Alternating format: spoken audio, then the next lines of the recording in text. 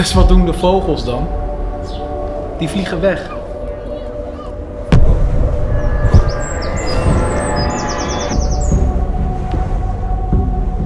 Natuurlijk vliegen de vogels weg.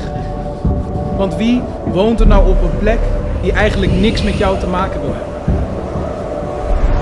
Ik wil niet dat ik eens kiet kwetsen van denk van. Het is helemaal toch echt dat ik beschrijven moet betekenen van denk van. Geen betekenen van denk van.